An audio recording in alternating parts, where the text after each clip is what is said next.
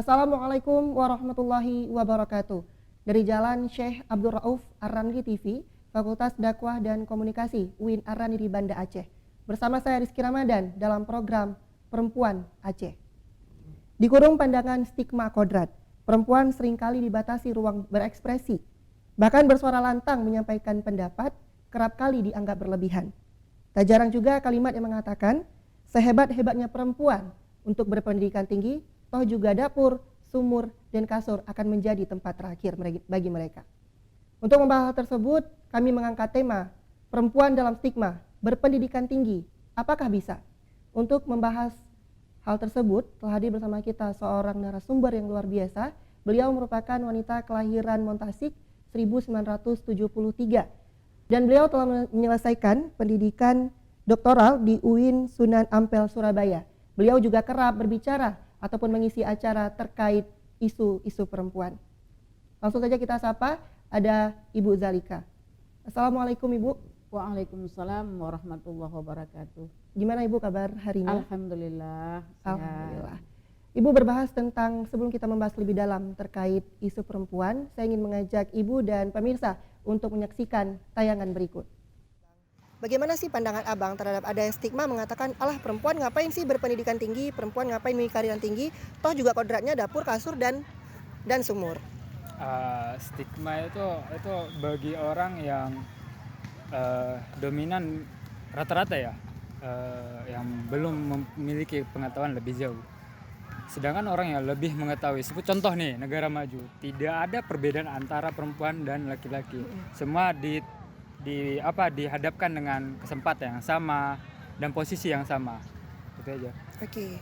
Nah Bang, pertanyaan selanjutnya nih, sebagai seorang laki-laki nih ya tentunya, bagaimana sih tanggapan Abang ketika ada perempuan yang mungkin bisa dibilang mengambil perannya laki-laki seperti itu, seperti menjadi pemimpin dan mungkin memimpin keluarga?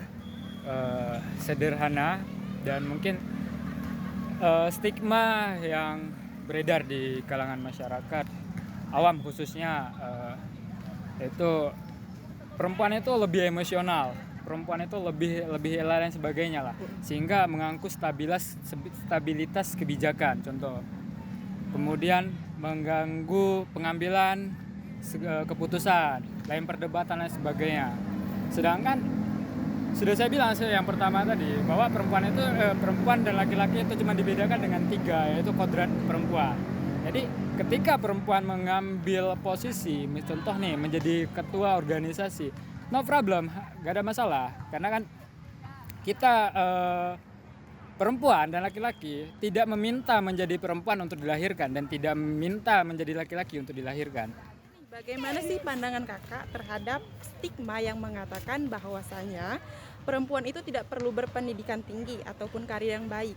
Karena pada dasarnya kodrat perempuan itu terletak pada kasur, dapur, dan sumur. Menurut saya perempuan itu harus berpendidikan lebih tinggi karena tidak mungkin kedepannya mereka akan bekerja di dapur terus. Karena belum tentu suami bisa memberikan nafkah bagi mereka. Ada juga yang baru menikah terus cerai. Kan nggak mungkin istri nggak ada pekerjaan. Perempuan dalam stigma, berpendidikan tinggi, apakah bisa? Nah, Ibu Zalika, berbicara tentang pendidikan dan perempuan, dari video yang kita ataupun dari tayangan yang kita saksikan tadi, apa yang dapat kita ambil dari video tersebut? Karena tadi masyarakat ada yang mengatakan setuju wanita harus berpendidikan tinggi, harus mandiri, namun juga ada yang mengatakan ketika perempuan menjadi pemimpin akan ada semacam pengaruh dari emosional ataupun psikologi mereka. Apa yang dapat kita ambil dari video tersebut? Baik, bismillahirrahmanirrahim. Assalamualaikum warahmatullahi wabarakatuh. Waalaikumsalam warahmatullahi wabarakatuh. Saya sapa dulu pemirsa dimanapun berada, khususnya yang bisa menangkap channel TV Ar-Raniri.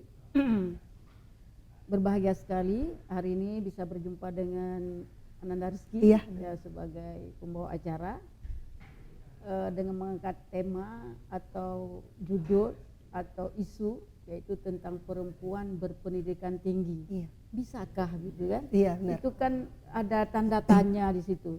Sepertinya tidak bisa atau bisa begitu ya. Izinkan pada kesempatan ini Ibu memberi jawaban yang singkat dulu. Kenapa tidak? Kan begitu kira-kira. Iya. Kenapa tidak? Begitu kan? Ada apa kalau enggak? Kan begitu kira-kira. Nah, Jadi melihat video tadi ya, berarti boleh saya simpulkan yang diwawancarai tadi itu sudah mendapat sebuah pengetahuan tentang perempuan atau kondisi perempuan boleh tidaknya untuk menempuh pendidikan tinggi. Katakanlah seperti di Indonesia misalnya. Di Indonesia itu dari mulai pendidikan PAUD ya atau TK ya, kemudian ada SD, SMP dan sederajat begitu, SMA dan kemudian S1, S2, S3. Kalau di Indonesia kan sampai jenjang program doktor, setelah itu habis kira-kira dalam pendidikan formal. Kemudian ya profesor itu sebuah jenjang walaupun tidak formal tapi itu kehormatan yang diberikan juga itu dalam koridor akademis, artinya melahirkan karya-karya nanti dinilai oleh yang berwenang baru kita mendapat gelar profesor ya, artinya profesor itu, doktor itu, sarjana itu mau perempuan, laki-laki sama saja ya, artinya mendapat kesempatan secara keindonesiaan. Aturan negara tidak pernah melarang perempuan untuk melanjutkan pendidikan setinggi-tingginya, artinya bisa. Nah, kemudian dalam masyarakat, dalam fenomena yang kita lihat, mungkin adik juga lihat begitu, Mas Rizky, bahwa kadang-kadang terhalang kalau perempuan itu ingin melanjutkan pendidikan ke jenjang yang lebih tinggi. Nah, memang kita harus akui hari ini ada beberapa faktor. Nah, yang pertama itu dibayangi oleh faktor namanya budaya patriarki, budaya yang mengutamakan laki-laki, dan itu sudah berakar, sudah mendarah daging dalam masyarakat umumnya Indonesia dan mungkin juga di Aceh dan mungkin juga seluruh negara, seluruh dunia itu ada budaya patriarki itu, budaya yang menyekat atau memberi batas untuk gerak perempuan. Nah, kalau kita baca sejarah itu sebenarnya itu lahir dari pra-Islam dulu. Nah, kemudian dalam beberapa referensi catatan sejarah kan disampaikan di situ kalau masa-masa jahiliyah bagaimana kita sudah mungkin baca beberapa catatan sejarah buku-buku ya. Kemudian setelah itu lahirnya Rasulullah yang kita tahu semuanya bahwa lahir Rasulullah itu salah satu agenda dalam bahasa kita membawa atau memuliakan perempuan. Kita harus akui zaman jahiliyah itu memang tidak menghargai perempuan. Nah, kemudian kan sejarah sudah berakhir. Nah, kenapa sekarang masih juga ada? Nah, inilah yang harus terus kita kita geluti, kita kaji sehingga kita mendapat titik-titik bahwa perempuan itu tidak disekat, bahwa perempuan itu tidak dibatasi untuk menempuh jenjang pendidikan setinggi-tingginya.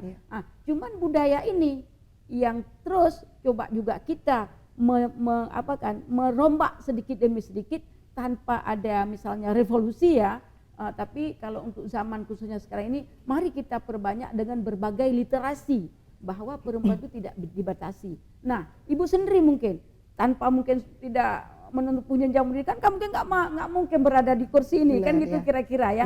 Nah, Mas Rizky, paling susah memang tadi saya juga dengar ada stigma ya. Nah, begitu kita mungkin mulai artinya berjuang untuk sebuah perubahan, itu pasti ada pengorbanan. Pasti ada pengorbanan. Ya, kita dilabelin wanita seperti ini untuk apa, dan akhirnya nanti ya juga ngasuh anak dan seterusnya. Itu label-label yang sering disematkan kepada perempuan. Jadi kalau saya melihat apa yang disampaikan Rizky tadi bahwa bisa perempuan tuh bisa menempuh pendidikan setinggi-tinggi nggak ada larang. Tapi di situ tadi ada sedikit budaya di masyarakat kita yang harus kita robah, dan inilah tugas kita untuk memperbanyak literasi, untuk memperbanyak kajian sehingga nanti akan dipahami, akan dibaca, akan disampaikan ke masyarakat luas. Mungkin demikian yang bisa Ibu sampaikan. Iya, luar biasa Ibu. Berarti bahwasanya perempuan dan laki-laki itu memiliki hak sama ataupun disebut dengan equality ataupun kesetaraan. Namun Ibu di fenomena masyarakat itu banyak mengatakan apakah ini budaya atau kodrat seperti itu. Lantas jika Ibu sendiri, apakah benar itu kodrat atau memang itu adalah bentuk dari kebudayaan yang diciptakan oleh manusia untuk melabeli suatu gender ataupun suatu tidak, sama sekali tidak itu. Itu kan pelabelan itu bagi orang-orang yang belum mengetahui. Bagi orang-orang yang sudah mengetahui, sudah sampai pengetahuannya kepada mereka, tidak. Tadi video tadi mengatakan tidak masalah kan? Ya. Nah, tapi kita harus akui hari ini masih ada banyak laki-laki yang dipengaruhi oleh pemahaman mohon maaf ya, dalam beberapa masyarakat dan hampir pada 65% itu semua, kalau saya pahami, kalau saya ikutin, itu masih dibelenggu oleh budaya yang menganggap perempuan itu rendah atau perempuan itu di bawah laki-laki. Nah, padahal kan tidak seperti itu. Banyak ayat Al-Quran yang menyebutkan bahwa siapa yang paling banyak takwanya, ya dia yang paling mulia, baik laki-laki maupun perempuan, apalagi dalam hal pendidikan. Nah, tadi mungkin disebut-sebutkan misalnya ada menstruasi, melahirkan, hamil, menyusui, itu yang kodrati. Tapi kalau yang lahirnya itu kan konstruksi sosial yang bentukan masyarakat dan itu sudah dianggap sebagai sebuah kebiasaan yang nggak bisa dirubah. No, itu no. Misal saya sering mendapat stigma juga ya dalam masyarakat. Ya konstruksi tubuh laki-laki dengan perempuan ya beda, pasti beda. Tadi perempuan melahirkan, laki-laki tidak melahirkan. Perempuan menstruasi, laki-laki mati minta menstruasi tidak bisa kan? Kan kira-kira begitu. Benar, ya. Nah kemudian laki-laki punya jakun ya? Iya, benar. Jakun, kalau bahasa Aceh rasanya namanya apa ini? Apa namanya ini ya? Kejakun. Pokoknya kacip apa gitu ya? Katanya sepertinya bohta ada di situ ya. sorry gitu ya.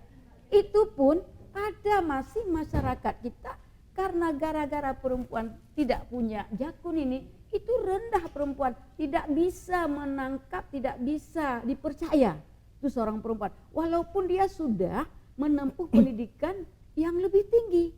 Nah, karena begini, saya pernah mendapat ya sebuah acara begitu.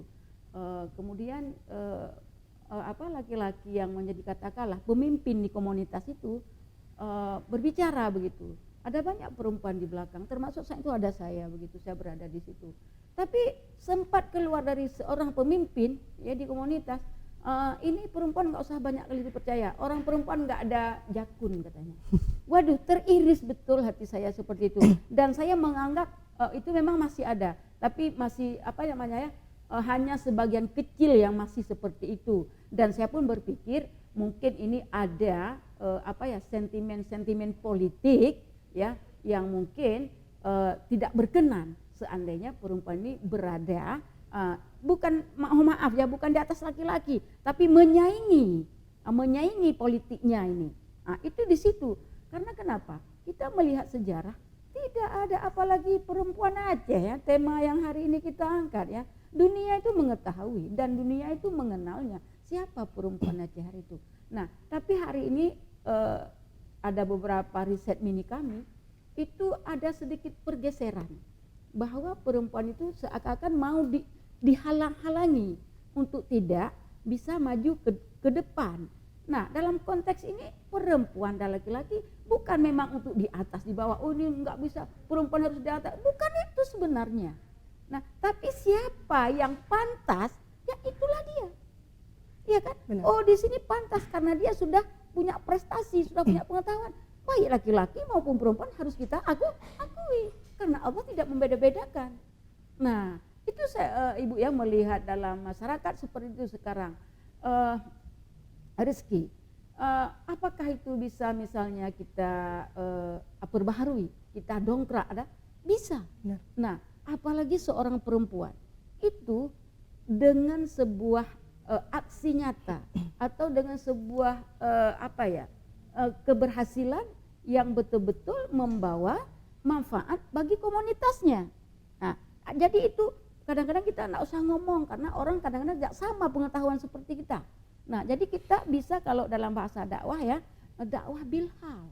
Nah, bukan dakwah bilisan mungkin. Mungkin karena kalau ngomong banyak kali juga orang mungkin tidak percaya gitu kan. Tapi dengan aksi nyata dakwah bilhal kita. Nah, orang itu akan oh iya, rupanya dia perempuan ya. Kok bisa ya? Walaupun dia nggak punya jakun. Oh iya, rupanya ini dia katakan benar ya gitu kira-kira. Mungkin demikian. Ya, berarti yang saya dapat tangkap bahwasanya pelebelan itu adalah bentuk dari sebuah kebudayaan yang kemudian memframing bahwasanya kesannya seolah harus berlomba seperti itu Bu ya. Bahwa perempuan itu tidak boleh menyaingi laki-laki ataupun kesannya harus kalau perempuan yang menang ini bakal kalah seperti itu. Laki-laki bakal malu begitu ya. Kalau bahasa istilah sekarang mungkin lebih ke insecure seperti itu Bu.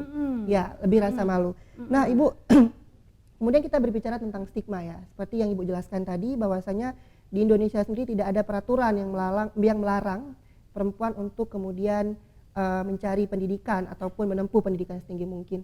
Namun menurut dari Ibu sendiri ini berbicara dengan atau berkaca dari kebudayaan masyarakat, bagaimana sih Ibu berdasarkan kebudayaan kesempatan perempuan untuk meraih berpendidikan dengan adanya keberagaman budaya yang mungkin berbagai daerah itu berbeda-beda? Iya, Rizky, beberapa kajian yang sudah dibukukan dan sudah dipubliskan begitu, Ibu mendapatkan bahwa kalau di Indonesia khususnya dan Aceh mungkin bagian masih daripada Indonesia, hari ini kita masih bagian Indonesia ya, itu beberapa teguran kita harus mengakui bahwa secara persentase itu dalam hal pendidikan tinggi perempuan masih sangat berada di bawah begitu. Contohnya saja, misalnya kita di sini di UIN Araniri, berapa sih profesornya? Only 2 ya, hanya 2 profesor perempuan. Ya, berapa dokternya? Profesornya tadi ada 2 perempuan. Kalau hampir ratusan profesor laki-laki. Begitu juga dengan dokternya, hanya berapa perempuan dan kebanyakan laki-laki. Begitu ya, itu harus kita akui mudah-mudahan. Tapi kita juga berbahagia hari ini melihat beberapa perempuan atau kiprah perempuan baik di instansi pemerintah maupun di instansi non pemerintah itu sudah banyak keberadaannya dan sudah banyak melahirkan berbagai prestasi untuk masyarakat itu dari tangan perempuan. Itu harus kita akui. Sudah berdirinya berbagai organisasi yang dimotori juga oleh perempuan, lahirnya pendampingan masyarakat yang dimotori oleh perempuan, dan itu sedikit banyak sudah mencerahkan masyarakat kita tentang keberadaan perempuan. Nah, begitu. Nah, baik. Kemudian Ibu ada juga fenomena yang mungkin baru-baru ini center untuk dibahas ataupun mungkin sedikit dibahas baik itu di media sosial maupun di media massa. Ada yang mengatakan bahwasanya stigma perempuan itu tidak boleh terlalu aktif di luar. Ketika berpendidikan nanti rentan terkena semacam pelecehan. Itu kan sering terjadi berita-berita seperti itu. Untuk menanggapi fenomena itu bagaimana tanggapan Ibu? Kadang saya sendiri kerap mengalaminya, Rizky. Misalnya saja 2017 itu, alhamdulillah Ibu berkesempatan lulus untuk menempuh jenjang S3 di UIN Sunan Ampel Surabaya. Masa itu saya masih anak yang paling kecil berumur 4 tahun. Jadi saya diskusi dengan keluarga, alhamdulillah kalau keluarga inti saya itu no problem. Yang penting kita komitmen, ya, komitmen dan saling mengerti. Saya tinggalkan anak umur 4 tahun. Apa kata dunia? Apa kata dunia? Ada yang kata, hei kamu ini nggak mati lagi. Apa kamu ini begini? Kok tega tinggal anak? Itu dari segi ini pengalaman saya ya. Surabaya, Aceh Surabaya itu jauh loh. Iya, jauh. Karena dia memang harus transit. Ujung timur sama ujung Sumatera. Nah, tapi bismillah, itu bagian daripada pengorbanan perasaan. Nah, kita kan orang muslim kan beda. Kita kan ada Allah, ya, tempat meminta, tempat memohon, ya kan, untuk kemudahan dan kelancaran sesuatu. Nah, kita diskusi dengan suami kalau saya dengan anak waktu itu anak pertama saya baru berumur kelas 3 MSen. katakanlah masih kecil juga ya, dalam koridor kita butuh bimbingan. Tapi kita alhamdulillah di sana tidak lama, kadang nanti balik 3 bulan sekali, stigma yang ditempelkan tadi, waduh kamu ini gini kali, kamu ini itu kali kayak mana, kita santai saja, bismillah tadi ya, karena kenapa, niat kita itu lillahi ta'ala. Nah, kebetulan pun kalau misalnya yang jurusan ibu ini belum ada S3-nya di sini, makanya kita ke sana. Oh, tidak mesti itu. Tapi karena memang sesuatu niat yang ikhlas ya, ini ingin berjuang dan ingin merubah. Tapi kita tidak boleh kadang bilang ke orang, saya ini ingin perubahan, kan saya nanti gimana kali gitu ya. Tapi niat di hati itu betul-betul karena ingin ada sebuah perubahan ya di perempuan. Begitu Rizky. Iya, tapi Ibu ada sebuah fenomena yang mungkin akan menjadi orang-orang berpikir bahwasanya perempuan tidak berpendidikan itu membenarkan fenomena tersebut. Ada sebuah fenomena nih Bu, di mana perempuan kerap kali menerima pelecehan seksual, baik itu di luar maupun di dunia akademisi. Seharusnya kan dunia pendidikan itu harus memberikan wadah perlindungan, tapi justru perempuan mendapatkan pelecehan. Itu bagaimana tanggapan Ibu? Kita kadang-kadang kalau melihat tentang khususnya pelecehan seksual itu ya, memang harus menarik napas panjang gitu ya. Dan itu tidak bisa diselesaikan oleh satu kacamata, oleh satu instansi ya, oleh satu sudut. Itu harus diselesaikan oleh berbagai sudut. Yang pertama mungkin ya dari sudut misalnya kepastian hukum begitu ya. Ibu bukan orang hukum, mohon maaf, tapi melihatnya itu lebih kepada porosnya di situ. Dengan berbagai kasus yang kita baca yang sudah tersebar di masyarakat, berkasus yang dipublish, yang di media-media, itu rasanya kepastian hukum itu tidak ada. Nah, kemudian kita agak paradoks ini Rizky ya, kita agak paradoks di sini. Ibu kebetulan itu di kecamatan, sekarang ini posisi kalau di kampung sebagai ibu kecil begitu. Nah, jadi sering kadang ada pelatihan-pelatihan atau ada diskusi. Ya saya sebagai statusnya sebagai ibu kecil ya menghadiri. Tapi kerap kali itu kalau ada, biasanya kan ibu-ibu PKK itu, ibu-ibu yang memberi, mohon maaf nih ya, enggak ibu sebutkan di mana, ibu-ibu yang memberi materi itu sering mengatakan begini, ibu-ibu ini cantik, ini ibu cantik, ibu bagus, ini ibu bagus semuanya katanya. Ini harapan bangsa, ini anak-anak kita ini sama ibu-ibu begitu. Nah, sementara budaya kita tadi masih ada di pemikiran ibu-ibu itu bahwa perempuan tidak boleh berpendidikan tinggi. Iya, benar. Akhir-akhirnya lagi nanti ke sumur dapur kasur ya. Bagaimana? Sementara pendidikan yang pertama itu di rumah sama ibu itu ya kan. Tapi ibu ini terhalang oleh budaya yang membatasi gerak ibu ini mendapat pendidikan. Bagaimana dia mendidik anak-anak? Kan paradoks ini. Disinilah saya pikir ada sedikit paradoks ya. Mohon maaf ya, mungkin juga di tingkat pendidikan kita. Katakanlah misalnya di sekolah-sekolah misalnya, ibu-ibu guru yang masuk ke dalam kelas misalnya, ada laki-laki dan perempuan, itu ada masih banyak kata-kata yang atau narasi-narasi yang disampaikan itu bias namanya. Artinya selalu, anak perempuan ini sampahnya perempuan saja. Kan begitu saudara. Seakan-akan yang membersihkan itu hanya tugas dari perempuan. Itu kita agak keliru masih sedikit. Nah, mungkin usaha kita ya sebagai akademisi ya ibu pertama gitu, mari kita ya sedikit-sedikit kita berusaha untuk merubah, dan kalau bagian ibu begitu memperbanyak literasi, menulis tentang hal-hal seperti itu. Begitu Rizky. Baik, berarti fenomena sekarang ini masih ada pola mengkotak-kotakkan laki dan perempuan. Sangat masih kita harus sangat akui banyak. Iya. Misalnya seperti perempuan ya, perempuan harus bersih-bersih, laki harus kerja seperti itu. Padahal tidak serta-merta benar seperti itu. Benar. Iya. Kemudian ibu, saya juga tertarik nih dengan ibu mengatakan bahwasanya ibu adalah sosok pemimpin geci seperti itu, ibu geci. Bukan ibu kecil, istrinya kecil. Istrinya geci. Jadi suami itu kecil. Iya. Kalau berbicara tentang perempuan nih sebagai pemimpin, tadi juga kita ada saksikan bahwasanya mengatakan bahwasanya ketika perempuan pemimpin akan ada sedikit psikologi seperti itu, akan lebih emosional dan mengambil keputusan. Menurut ibu pandangan seperti itu apa keliru atau bagaimana? Itu kan perlu kita cek recheck lagi. Ya, sekarang di Aceh Besar itu ada 4 kecil perempuan, ya, di Miruk Taman 1, di Senebok 1, di dekat Sare itu 1, dan di Belang Bintang 1 ya, itu ada 4 kecil perempuan dan itu menjadi juga tracing dalam kajian saya. Saya pikir temuan yang saya temukan dengan bincang-bincang dengan beberapa ibu kecil perempuan itu no problem, dan mereka biasa saja untuk memimpin warganya. Karena kenapa? Sekarang tidak sama lagi kondisinya dengan zaman dulu. Kalau dulu itu yang namanya seorang pemimpin di kampung atau di desa itu merangkap semuanya. Sekarang kecil tidak. Ada kecil, ada imam nasah, ada ini, ada itu, ada tupoksinya masing-masing. Jadi siapapun boleh memimpin kampung itu. Nah, tapi di kita masih sangat sensitif, masih sangat bukan langka, aneh dianggap kalau ada kampung atau desa perempuan yang menjadi pemimpin, menjadi kecil.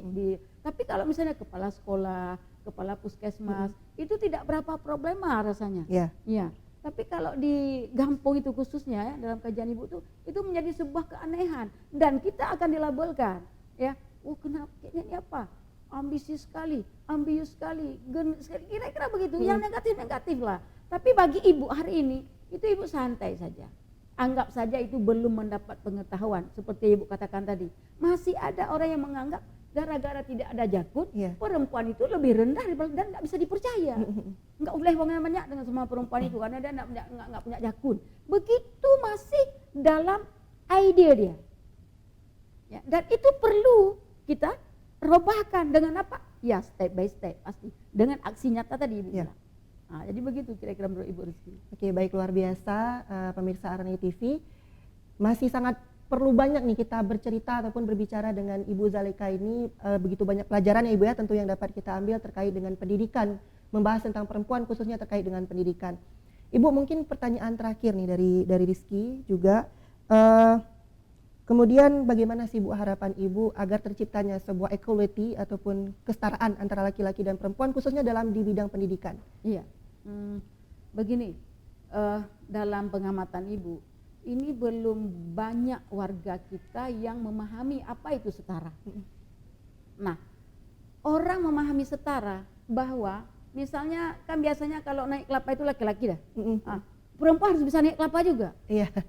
Itu yang masih problem. Keliru ya. Keliru masih memahaminya. Memahami setara itu tidak seperti itu. Ya, di situ Ibu melihat beberapa riset mini juga. Itu keliru masih di situ. Seperti dapur sumur kasur tadi. Enggak salah, memang betul perempuan ke dapur ke sumur ke kasur. Tapi harus kita luruskan pemaknaan itu. Nah, sekarang waktu dikatakan sumur, dapur, kasur, kan negatif langsung. Benar. Sehebat apapun perempuan ini, laki-laki apa enggak ke kasur? Laki-laki apa ke dapur? Laki-laki masa di dapur juga? Enggak di dapur juga. Kan aneh kira-kira begitu. Nah, tapi lagi-lagi Rizky, kita harus selalu berjuang. Berjuang itu lagi-lagi katakan butuh pengorbanan. Tidak ada perjuangan yang tidak ada pengorbanan, pasti. Terkorban perasaan, ya, terkorban waktu dan seterusnya itu udah pasti. Tapi kita jangan sampai putus semangat, optimislah. Insya Allah saya melihat potensi-potensi perempuan-perempuan, khususnya perempuan Aceh itu luar biasa. Nah, sampai saya kalau di Surabaya itu tidak pernah dipanggil nama gitu, tidak pernah dipanggil Bu Zalika, selalu saya dipanggilnya Cut begitu. Padahal Ibu tidak Cut, biasa saja. Tidak katanya, karena begitu ada diskusi sama kawan, misalnya sambil menunggu dosen masuk, lah kok tega, jarang ini orang yang mau tinggalin anak kan begitu kira-kira. Enggak apa-apa, bismillah Ibu bilang begitu. Mudah-mudahan Allah akan lancarkan studi saya, siap pada alhamdulillah siap tepat waktu rezeki begitu. Ya, luar biasa. Berarti yang harus kita tangkap adalah untuk mengubah stigma ini harus ada perjuangan dan aksi nyata, benar Bu ya? Ya, ketika kita beraksi, kemudian ketika kita melakukan sebuah perubahan, tentu orang akan juga memberikan apresiasi tentunya. Terlepas itu laki-laki ataupun perempuan. Baik, luar biasa. Terima kasih banyak Ibu Zalika atas waktu dan kesempatannya. Mohon maaf atas segala keterbatasan. Mudah-mudahan kita bisa berbincang lagi dan Ibu ini juga proses belajar. Sebenarnya ada banyak yang perlu kita perbincangkan, karena keterbatasan waktu. Sekali lagi Bu, terima kasih atas waktu dan kesempatannya. Baik, terima kasih pemirsa Arani TV. Berikut tadi adalah perbincangan kita dengan Ibu Zalika, salah seorang yang berbicara ataupun kerap kali mengisi area terkait perempuan. Semoga tayangan ini dapat menjadi bermanfaat bagi Anda dan terus semangat untuk menjalani aktivitas hari Anda. Baiklah, saya Rizky Ramadan pamit undur diri. Billahi taufik wal hidayah. Wassalamualaikum warahmatullahi wabarakatuh.